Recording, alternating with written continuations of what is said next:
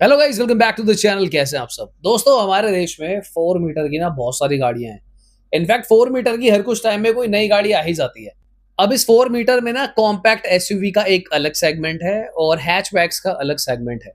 एक ऐसी गाड़ी भी आती है जो भैया आप बोल लो हैचबैक है, प्रीमियम क्रॉसओवर है, प्रीमियम हैचबैक है, कॉम्पैक्ट एसयूवी है, व्हाटसोएवर। पर ये जो गाड़ी है ये कॉम्पैक्ट एसयूवीज की भी सेल खाती है और साथ ही में ये जो गाड़ी है सेल खाती है हैचबैक्स की भी। ये एक लौती ऐसी कार है जो टाटा नेक्सॉन और ब्रेजा के आसपास सेल करने में सक्षम है 4 मीटर के होने के बाद भी।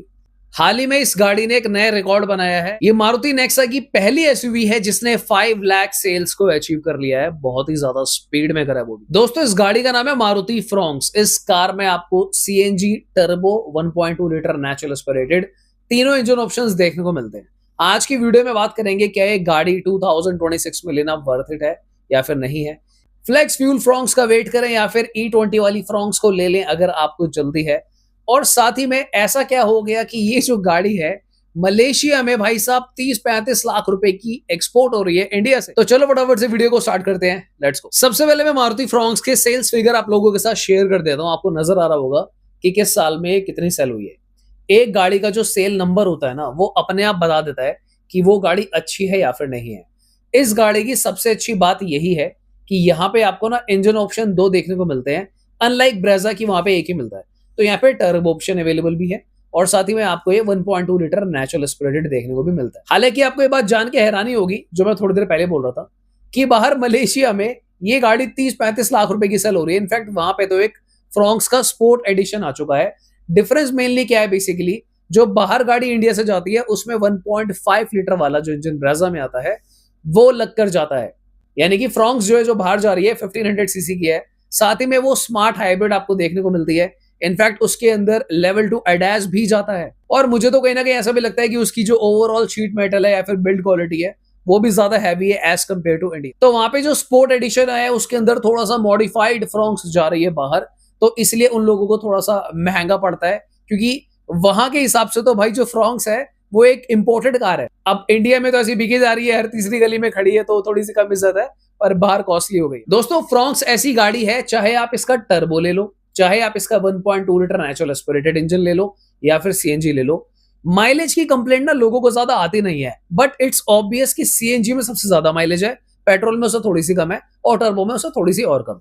बट द पॉइंट इज अब कंफ्यूजन क्या बढ़ रही है दोस्तों, क्योंकि आपको पता चल ही चुका है कि मारुति ने अपनी वैगनार का जो है फ्लेक्स फ्यूल अवतार जो है निकाल दिया है। तो लोग अब कंफ्यूज हैं कि यार करना क्या है, क्या हम करंट वाली E20 कार ले लें फ्रॉन्क्स। इनफैक्ट मैं ये बाकी कार्स के लिए भी बोल रहा हूं कि E20 गाड़ियां ले लें या फिर हम फ्लेक्स फ्यूल कार्स का वेट करें। सरप्राइजिंगली दोस्तों मैं ना कुछ कैलकुलेट कर रहा था और मुझे बड़ी अजीब सी ये सिचुएशन लगी, क्योंकि फ्लेक्स फ्यूल का जो प्राइस है अप्रोक्सीमेटली 82 रुपीज पर लीटर चल रहा है, ठीक है।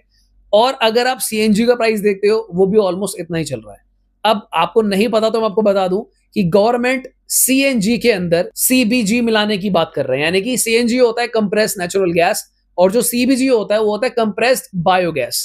तो यानी कि सीएनजी के अंदर भी आपको मिक्सिंग बहुत जल्द देखने को मिलेगी, तो वहां पर भी सेफ नहीं है। अगर हम बात करें डीजल की, वो मैं आप लोगों को बता चुका हूं कि डीजल में भी आइसोब्यूटानॉल जो है ये लोग मिक्स करें। डीजल की बात मैं नहीं करता हूं क्योंकि फ्रॉन्क्स तो डीजल में आती ही नहीं है। पर जो चीज मैं नोटिस कर रहा था कि अगर 82 लीटर के हिसाब से हम देखते हैं, फ्लेक्स फ्यूल पेट्रोल सस्ता तो जरूर पड़ रहा है पर एक प्रॉब्लम है, इसकी माइलेज कम है भाई। तो यानी कि कान यहां से पकड़ो या यहां से पकड़ो, मतलब अगर नॉर्मल पेट्रोल महंगा है जो E20 है तो वहां पे माइलेज फिर भी थोड़ी सी बेटर है as compare to flex fuel, तो वहां पे माइलेज और ज्यादा गिर जाएगी।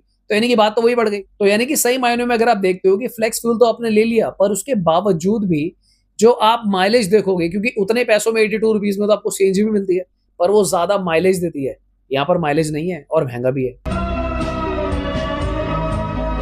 समझाने की कोशिश मैं आप लोगों को यह कर रहा हूं कि आज की डेट में हम लोगों के पास ज्यादा चॉइसेस है ही नहीं। एक पुरानी वो कहावत सी है ना कि करो या मरो, तो वही वाला सीन चल रहा है कि भाई या तो गाड़ी लो, रिस्क लो, या फिर रहने ही दो। मेरी सलाह में आप लोगों को मैं ये कहना चाहूंगा कि देखो अभी तक मारुति ने क्लैरिफाई करा ही नहीं है कि इनकी जो बाकी गाड़ियां हैं, ब्रेजा, फ्रॉन्क्स है, जो भी और उनकी कार्स आती है, विटारा वगैरह, इनके फ्लेक्स फ्यूल अवतार्स कब आएंगे। इनफैक्ट जो वैगनार भी अवेलेबल है सरप्राइजिंगली, ये फ्लेक्स फ्यूल भी अभी सिर्फ कमर्शियली अवेलेबल होगी और कमर्शियली भी ये जो फ्लीट अपना कैब वगैरह होता है उसके लिए होगी। अब वहां पर ज्यादातर लोग आपको पता है कि भाई सीएनजी चलाते हैं, सीएनजी में माइलेज वहां फिर भी ज्यादा आती थी, पर भाई इसकी तो माइलेज भी कम है।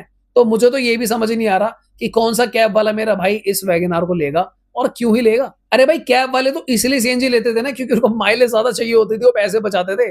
अब तो पैसे ही नहीं बचेंगे क्योंकि फ्लेक्स फ्यूल में तो माइलेज ही नहीं है। लॉन्ग स्टोरी शॉर्ट, देखो घूम फिर के ना बात वही आ रही है। आप चाहे अभी E20 ले लो तब भी उतना लॉस होना है, फ्लेक्स फ्यूल ले रहे हो तो वैसे ही लॉस होना है, क्योंकि फ्लेक्स फ्यूल गाड़ी का प्राइस भी ज्यादा रखा जाएगा। फ्लेक्स फ्यूल पेट्रोल जो है उसकी माइलेज भी कम आएगी, तो घूम फिर के आप क्या करोगे ना, तेल बार बार डलवाओगे, तो बात घूम फिर के वही पड़नी। अंत में आप कुछ भी ले लो, क्योंकि देखो अगर आप ईवी की तरफ भी जाते हो तो ईवी की कंडीशन क्या है, अगर आपकी दिन की कम से कम 30 से 50 किलोमीटर नहीं चल रही ना, तो आप ईवी की कॉस्ट को रिकवर ही नहीं कर पाओगे। और उसमें फिर और भी टैंट्रम्स है कि आपके पास घर में अगर चार्जिंग फैसिलिटी होती है तो लॉजिकल है, ब्ला ब्ला ब्ला, उसके भी और सारे सीन है कि कल को ईवी की बैटरी का लाइफ का क्या है, रीसेल है नहीं है। मेरी नजरों में भाई आप चाहे E20 ले लो, आप चाहे भाई ईवी ले लो या सीएनजी ले लो, आने वाले सालों में ना इस चीज से व्यथा से आपको जो है गुजरना ही पड़ेगा। तो लेना चाहो तो E20 भी ले सकते हो, क्योंकि एक चीज और भी चल रही है, सारे ब्रांड्स जो हैं, जिसमें सबसे पहली जो पहल करी है मारुति ने करी है, क्योंकि ये लोग पहले लेकर आए हैं फ्लेक्स फ्यूल, तो ऐसी खबर आ रही है कि ये लोग कन्वर्जन किट्स के ऊपर भी काम कर रहे हैं कि आपकी जो गाड़ी है उसको ये लोग कल को कन्वर्ट कर पाएंगे E20 से E27 या E30। तो ये कन्वर्जन किट्स के ऊपर काम कर रहे हैं, तो देखते हैं आने वाले दिनों में ये कन्वर्जन किट्स कब आएंगी और क्या। पर दोस्तों अगर मैं Maruti Fronx as a car की बात करूं तो ये एक बहुत प्यारी कार है, बहुत लॉजिकल कार है, इसकी ग्राउंड क्लियरेंस अच्छी है, इसकी ओवरऑल बिल्ड क्वालिटी भी ठीक ठाक है। मुझे मैं सही बताऊं ये बलिनो से सही लगती है, वैगनआर वगैरह से तो बहुत ही सही है।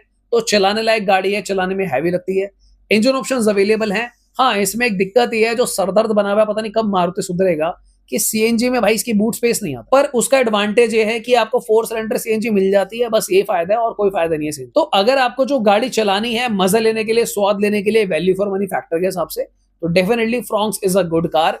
E20 खत्म हो जाएगा, कब तक रहेगा इसका कोई जवाब नहीं है। तो अगर आज हम गाड़ी लेते हैं तो थोड़ा बहुत हमें मैनेज करना पड़ेगा, रिस्क लेना ही पड़ेगा। अगर आप मारुति फ्रॉन्क्स लेने की प्लानिंग कर रहे हो और आप कंफ्यूज हो कि इसका कौन सा वेरिएंट जो है वो वैल्यू फॉर मनी हो सकता है, तो अगर आपको एक्सट्रीमली पैसे बचाने हैं, बिल्कुल एक्सट्रीम केस सिनारियो कि फुल पैसा बचाना है, तो obviously base model value for money होता है।